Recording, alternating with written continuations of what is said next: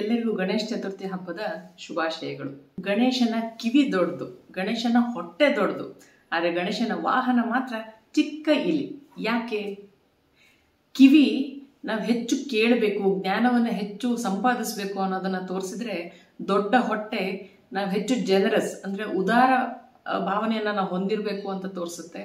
ಈ ಇಲಿ ನಮ್ಮ ಅಹಂಕಾರವನ್ನ ತೋರಿಸುತ್ತೆ. ಯಾವಾಗ ನಮ್ಮಲ್ಲಿ ಜ್ಞಾನ ಇರುತ್ತೋ ಆಗ ನಮ್ಮಲ್ಲಿ ಅಹಂಕಾರ ಇರೋದಿಲ್ಲ. ಅಷ್ಟೇ ಅಲ್ಲ, ಯಾವಾಗ ನಮ್ಮಲ್ಲಿ ಜ್ಞಾನ ಇರುತ್ತೋ ಆಗ ನಮಗೆ ನೋವು ಕೂಡ ಆಗೋದಿಲ್ಲ. ನಿಮ್ಮ ನೋವು ಎಷ್ಟೇ ದೊಡ್ಡದಾಗಿರ್ಬೋದು, ಅದಕ್ಕೆ ಯಾರೇ ಕಾರಣರಾಗಿರ್ಬೋದು, ನಿಮ್ಮ ಸಿಟ್ಟಿಗೆ, ದ್ವೇಷಕ್ಕೆ, ಈ ನೋವಿಗೆ ಯಾವುದೇ ಒಂದು ಬಲವಾದ ಕಾರಣ ಇರ್ಬೋದು, ಅದ್ರ ಕೊನೆಗೆ ತೊಂದರೆ ಆಗೋದು ಯಾರಿಗೆ? ನಿಮಗೆ. ಹಾಗಾಗಿ ಆ ತೊಂದರೆಯಿಂದ ಹೊರಗೆ ಬರೋದಕ್ಕೆ ಏನೆಲ್ಲ ಮಾಡೋಕ್ಕೆ ಸಾಧ್ಯನೋ ಅದೆಲ್ಲವನ್ನ ಮಾಡಲಿಕ್ಕೆ ನಾವು ತಯಾರಾಗಿರ್ಬೇಕು. ಅದಕ್ಕೆ ನಾವು ಕಾರಣಗಳನ್ನ ಕೊಡ್ಲಿಕ್ಕೆ ಹೋಗ್ತೇವೆ. ಇಲ್ಲ, ನಾನು ಇದು ಮಾಡ್ತಿರೋದು ಸರಿ, ಇದು ನೋವು ಆಗೇ ಆಗುತ್ತಲ್ವಾ, ಸಿಟ್ಟು ಬಂದೇ ಬರುತ್ತಲ್ವಾ ಅಂತ. ಬರೋದು ತಪ್ಪು ಅಂತ ನಾನು ಹೇಳ್ತಾ ಇಲ್ಲ, ಆದರೆ ಅದರಲ್ಲೇ ನಾವೇನು ಜೀವನ ನಡೆಸ್ತೀವಲ್ವಾ, ಆ ಒಂದು ಕಾರಣ ಕೊಡ್ತಾ ನಾವೇನು ಜೀವನದಲ್ಲಿ ಕಷ್ಟಪಡ್ತಾ ಹೋಗ್ತೀವಲ್ವ, ಅದು ಬೇಡ ಅಂತ ಹೇಳ್ತಾ ಇರೋದು.